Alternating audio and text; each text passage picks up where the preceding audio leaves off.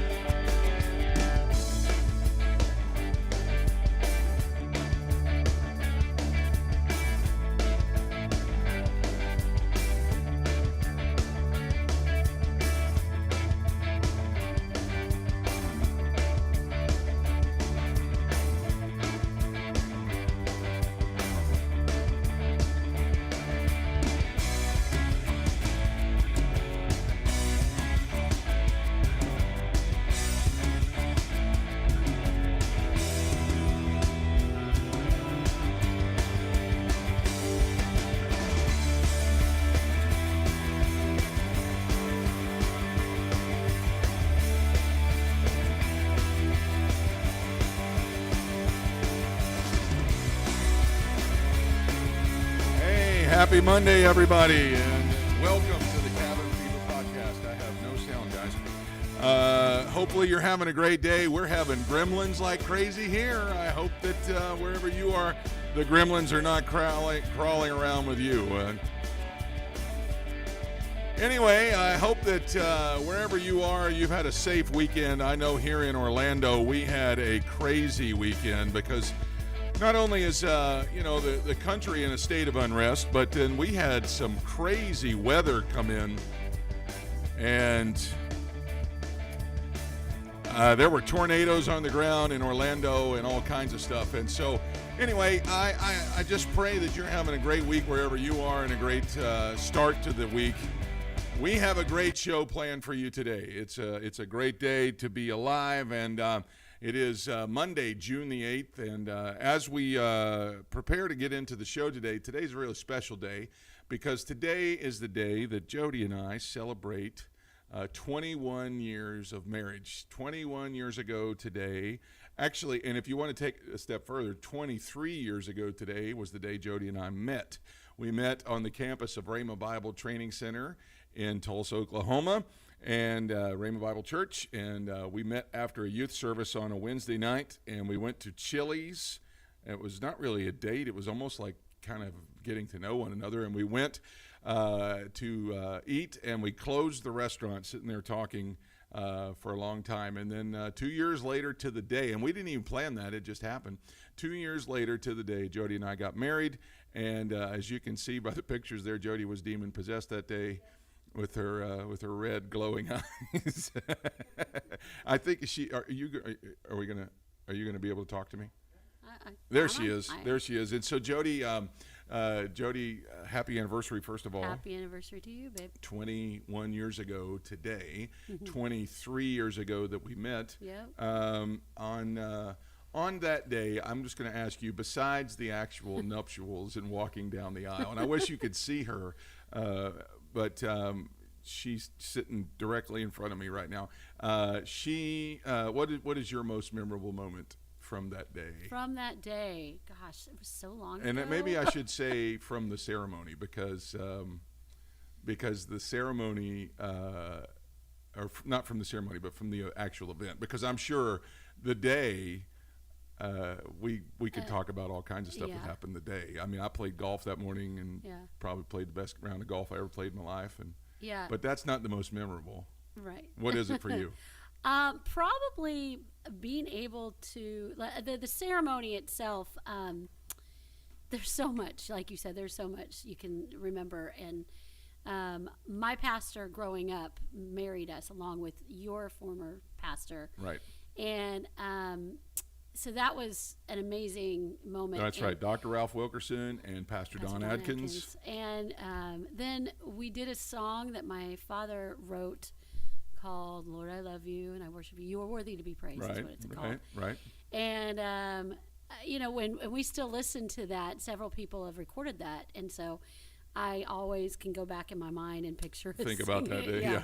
I'm standing there holding his hands, looking at him, and I'm singing, Lord, I Love You. And, I remember us getting on our knees to do the prayer, and Christy Roberts, Oral Roberts' granddaughter, Richard Roberts' daughter, sang the Lord's Prayer. And I remember kneeling down there, because I was quite a bit larger than I am now. You can see the picture. And can you roll it the other way so you can see? You can see I'm a lot larger there. And I remember sitting there on the bench going, up. My knees are killing me. It was a very because it was the long it was the 15-minute Rapper's Delight version of I just lost my audio again, but anyway, it was the 15-minute version of that song, and I remember sitting there thinking, oh my gosh, this is so long. For me, the most memorable moment of the day happened at the reception. Two things happened at the reception. I know you know what one of them's going to be. One of them is Jody's sister was giving the best, or the maid of honor toast, and she's dating my brother-in-law now, Brian, and she said to Jody and Brian, "I'm so happy for you today," and it's just it was hilarious. But then the dancing during the reception part was awesome because. And your dad still gets mad at me when I make fun of him, but your dad's dancing at the reception was. And you know what? It was memorable. Right? It was very memorable. But your dad actually was my dad, up too. I agree, but I don't remember us standing there all kind of watching my dad. But we did stop to watch your dad. So it was like Lord of the Dance or something. It was I don't know what it was. It was. It was something, but anyway, man, this is a big day for us. 21 years, yes. And it seems like it was yesterday. Sometimes I feel like we just got started, and so anyway, I just want to say I love you, and it's a happy anniversary to you. I love you too. I look forward to many, many more, and then that brings us to the second part of this. It's a big special day. For many years, I worked at Rhema Bible Church in Tulsa, Oklahoma with my good buddy, Keith Neighbor. Now, we didn't know each other when we first started. Everybody told us that me and Keith wouldn't get along and that, you guys are going to hate each other, you're too much alike or whatever. And Keith and I started a career in 2001, and it went for 11 years solid, and I would have probably kept doing ministry with him. We had a great run together. Today is his birthday, and he's 70. So no, he's not 70. but happy birthday, buddy. I hope that you're having a good day wherever you are. But now here's the crazy thing about it, because there's I don't really, believe in astrological signs or anything, but we throw this word around a lot. It was cosmic working there together, because not only was it Keith's birthday and Jody and I's anniversary, but our department head, Craig Hagan, it was also his anniversary at the time. And then our administrative assistant, Mario, and his wife, now get this, his wife's name was Jody, or is Jody, and it was their anniversary that day as well. Now all that is cool and crazy, but Keith's wife is also named Jody. So it was Keith, Mario, and Brent, and the three Jodys. And June 8th always meant something special to us. And then, like I said, Craig was our department head, and it was his anniversary at the time too. So anyway, it's a really special day to all of us that worked in the Access Youth Office at the time. So happy anniversary, babe. Happy birthday, Keith, and happy anniversary to Mario and Jody. Love you guys so much and appreciate you for our relationship. And so, all right, so as we are ready to get into the program today, I've got a super awesome guest for you today. Dr. Lauretta Justin is an optometrist here in the Orlando area. We had the pleasure of meeting them before we started the church because my father-in-law, Bob Harrison, came to town to speak, and they came and actually blessed Bob with a pair of glasses. And just as an outreach to him. And then when they found out we were starting the church, they started coming to our church. And so Dr. Lauretta and her husband, James, started coming with their 3 kids, and they were just a blessing to us. We've made them leaders within the church, and they became elders and have just been a real good grounding source for Jody and I, somebody that we could be real with, somebody that we could talk about real things with. And I remember about this time last year, James called me and said, listen, we're getting ready to launch something that's going to be taking a whole lot of our time. And let me just tell you what it was. For years, Lauretta has been obviously an eye doctor, an optometrist in the Orlando area, and is very successful. Well, she felt a need that she needed to help some of these younger female doctors that are coming out of school to really get their practice going. And so with the experiences that she had with her husband, James, who is also a life coach and a motivational speaker in his own right, he's also got, he's the business manager of the office. They really had a heart to help younger girls that are starting out in the optometry business to really get on their feet quicker, because they teach you the medical side and the eye and the vision side, but they don't teach you the business side. And Lauretta really had a heart to start this. And so she started Optometry Divas. And I think it's a really clever name and a really cool name. And she's now reaching out to ladies all over the country who are really getting started in the field, and those who are already established that are looking to better themselves. She's an author, she's a singer, she's a life coach, she's an eye doctor, and she can lift buildings with one arm. No, I don't know about that part. But please welcome to the program, Dr. Lauretta Justin. Hey, how are you? Hi, I'm doing fantastic. Wow, that was an awesome introduction. Well, you paid me a lot of money for it. No, I'm just kidding. I'm really so glad to have you with me today. We've been friends for a while, and we love you and James so much, and we're so proud of what you're doing. First of all, how have you been holding up through COVID and the close down and everything? You know, with the COVID-19, this is something that was unprecedented. No one could have prepared for anything like that. And I think just like everybody else, we took it one day at a time. At first, it was surreal as to what is really going on. And then we went through a process of, oh my God, what's going to happen? A lot of uncertainty, a lot of fears. But then, something else began to happen. We began to realize that our steps are ordered by God. We begin to realize that every experience is an opportunity for change and for growth. So for me, what really happened, it stopped me from doing everything that I was doing. And that being forced to stop and having to sit back and look back and think through really gave me a bigger perspective, a better understanding, helped me to realize where did I really need to be? Where was I really being led to do?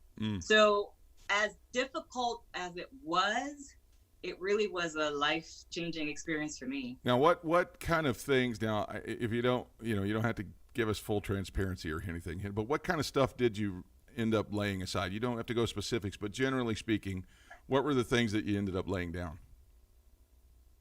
So with one of the things that we talk about in Optometry Divas is the time that we spent as women. A lot of times we feel overwhelmed by the different tasks that we have to do. And going through this process helped me realize how valuable my time is and how limited it is. And if I was going to spend it in something, I really need to make sure that this is where I need to be at this particular moment in time. So what that allowed me to do is in my office to really transition more and allow my doctor partner to become more of the primary doctor in the office.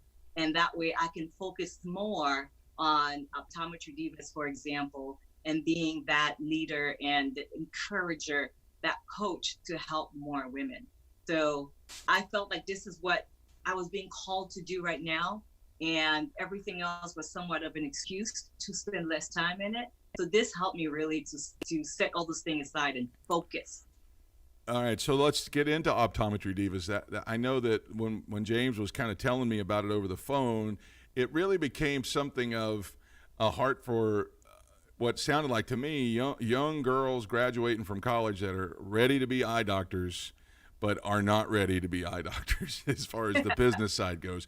And it really sounded to me like you guys just had this big heart to help these girls really get on their feet.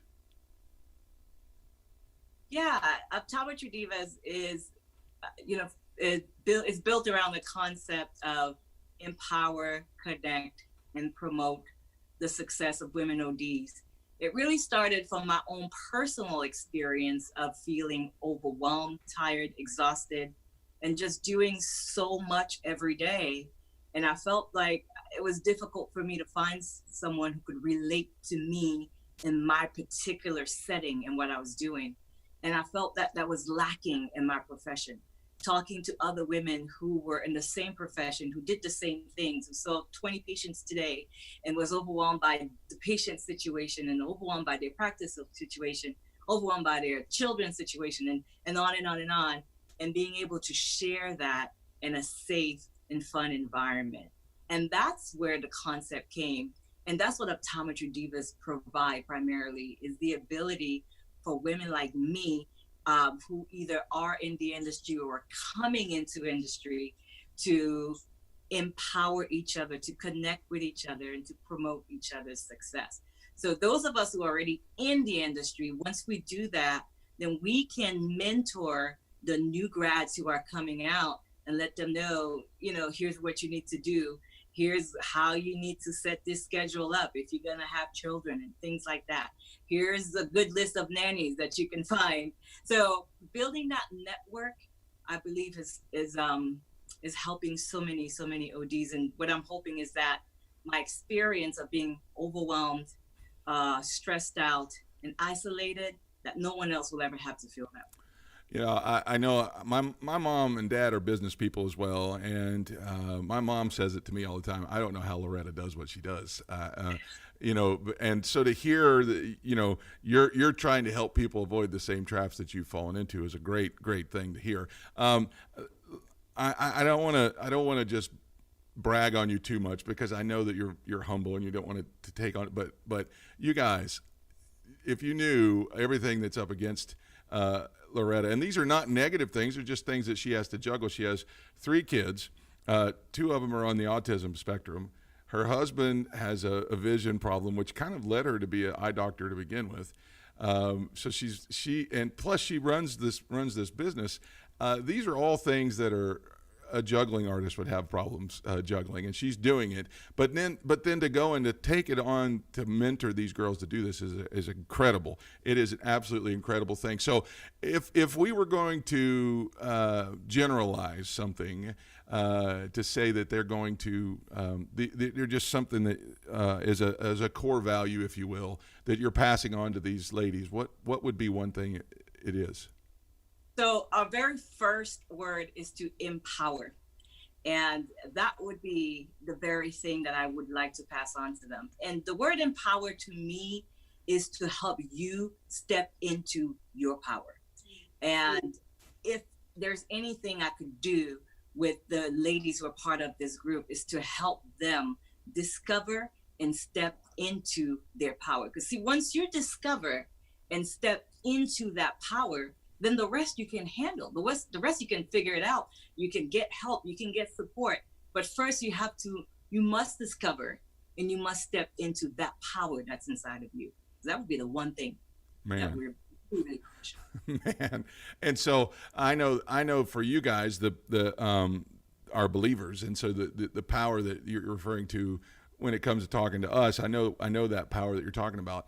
But when you're empowering these ladies, not everybody is a believer, and I know that everybody, it would be great if we could just stand up and just preach to everybody.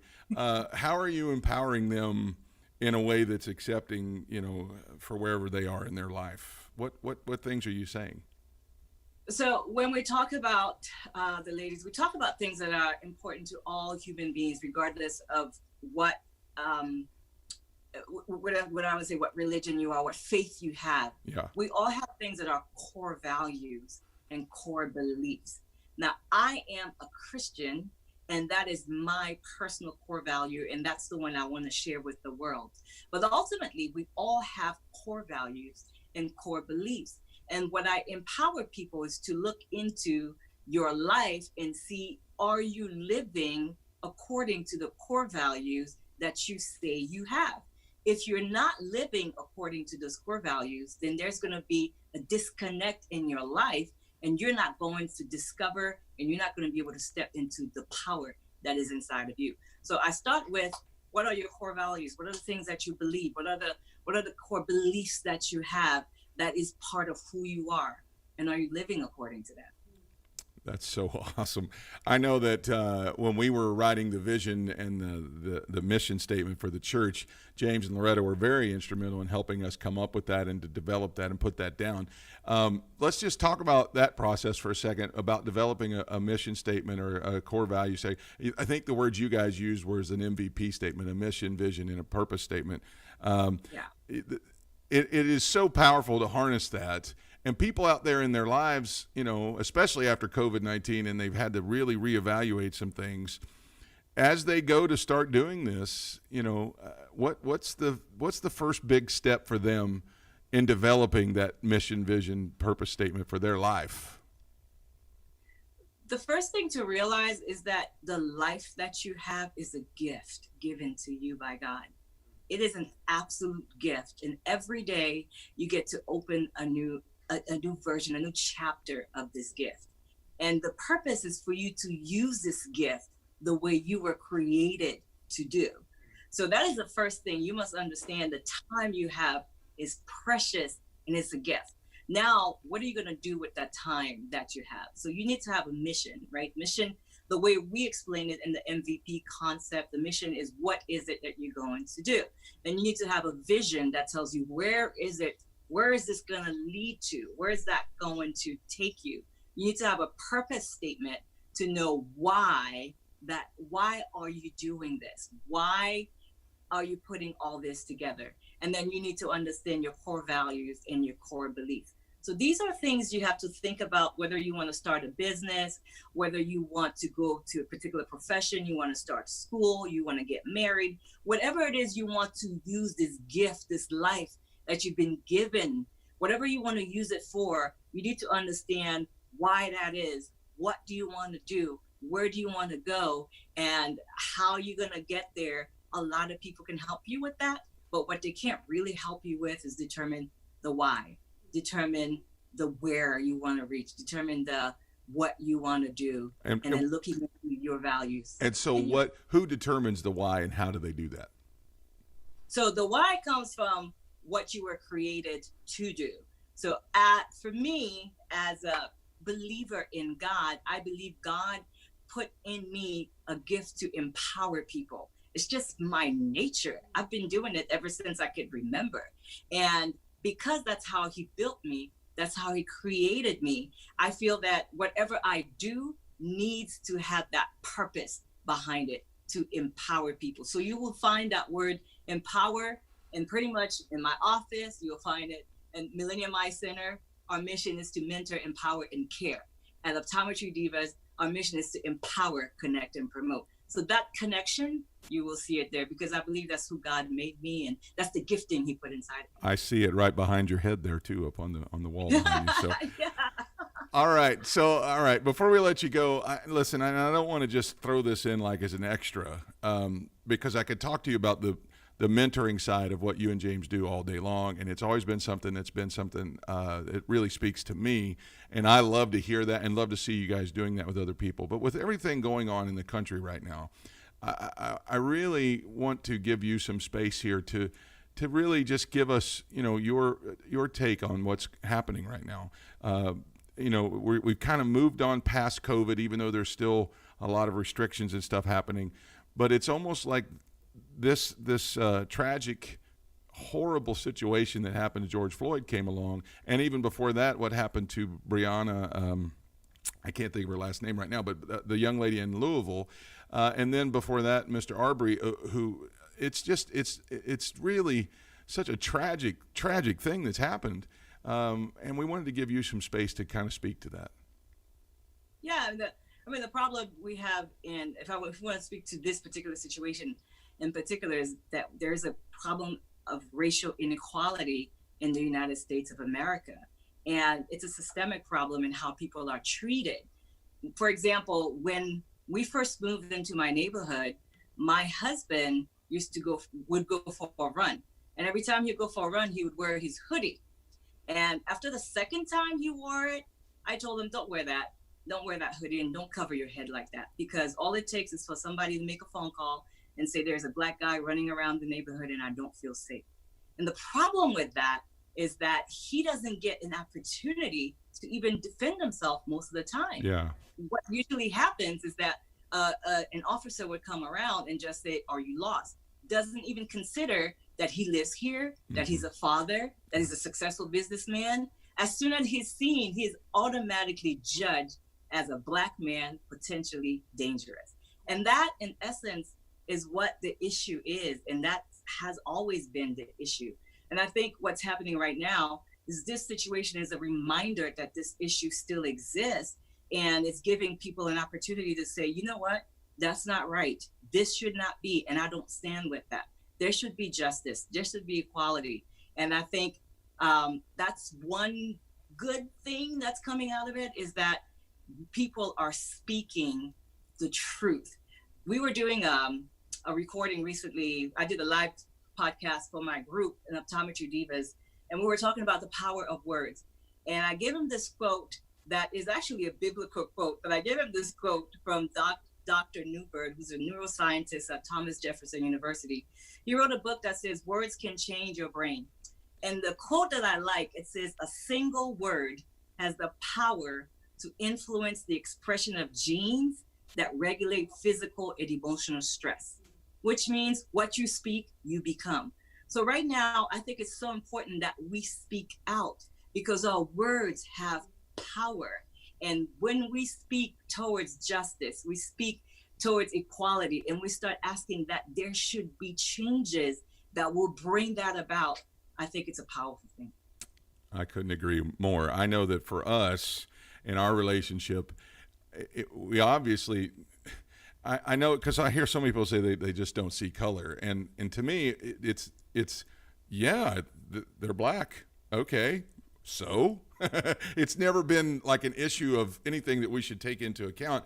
It was just, those are our friends, and you and James have brought so much into our lives. I know that when we came to your house and had dinner, that was the first time I ever had oxtail in my life. And it was a memory for me that enriched me as a person. And so I couldn't agree more. Race is something that we do see, and it is something that everybody has a race, but it shouldn't be the determining factor for things on any level at all. It shouldn't. And I think, to just add to what you say, color does exist. And I think what people need to see is the disparity that it actually does exist. It is really real. And when you, for example, if you were running in your neighborhood, Brent, you would not have the same experience as James because you're a white man. And just being able to acknowledge that, you know what, that probably would have never happened to me, and that is wrong, I think is what we're all asking. Yeah. For people to say, that is wrong. I may not know what it's like, because I don't know what it's like to be a man, for example. I don't know what it's like to be blind, like my husband is. So I don't know what it's like to be white, but I do know that there is a disparity in the system towards Black people. And I think a lot of Black people want white people to understand and just acknowledge that that is a fact. That is something that we face. And we want you to stand up and say it is wrong, and you don't stand with it. And so, just for the record, it's wrong, And we do not stand with that. So there you go. Listen, Lauretta, we are so grateful that you had time to give us on the show today. Thank you. We love you and James so much. And just tell James his time's coming. He's going to be on the program as well. We love you guys so much. We're so appreciative to our friendship. If you want to reach out to Dr. Lauretta, here's the information on the screen right now, millenniumeyecenter.com, optometrydivas.com, and then on Facebook and Instagram at Dr. Lauretta Justin, on Twitter, Justin Lauretta, and then on YouTube. She does have a YouTube channel. It is My Freedom Living, and you can go there and check out all of their material and be involved in their movement of the Optometry Divas. And then if you're here in Orlando and you need a good eye doctor, you can't get any better than Dr. Lauretta and her partner, Dr. Love. And Dr. Love. Yeah. And if you watched on Friday, Dr. Love, we had Alexis Love on Friday, and that's her sister is Dr. Loretta's partner. So, man. Yes, Dr. Angela Love Washington. Mwah, mwah, mwah. Yeah. Awesome. Hey, listen, have a great rest of your day. Give our love to your kids and to James and everybody in the staff in the office, and we'll see you soon. Thank you so much for having me. All right, great job. All right, that's Dr. Lauretta Justin of the Millennium Eye Center and our friends, our personal friends here in Orlando. Reach out to him again. There's all the information on the screen. Coming up on Monday, I've got another great guest that's going to be with me. I'm going to have Pastor Tony Dunn, Bishop Tony Dunn, out of Corona, California, is going to be with me on Wednesday, and we're going to continue talking about the state of our country and how to improve. It's not just to point out the problem, but we're trying to figure out how do we improve it, how do we make it better, not just to forget about it and move on. We want to make real change in this country. And we appreciate all of our guests that are going to be coming on to help us talk about that. Coming up on Friday, I've got Pastor Rob Yannick of from Columbus, Ohio. He's going to be joining me. Then next week, man, we're working on a big week for you next week. We've got Bishop Donald Hilliard in the pipeline. Is going to be working on getting him in next week. So, and a really, really good friend of mine. He's the worship pastor at Rhema Bible Church, Dan Taylor. So you'll want to keep tuning in. We got great shows that are in the pipeline for you. My thanks again to Dr. Lauretta Justin of the Millennium Eye Center and Optometry Diva. Until Wednesday, we'll see you then. Get outside and break the cabin fever. Have a great day, everybody.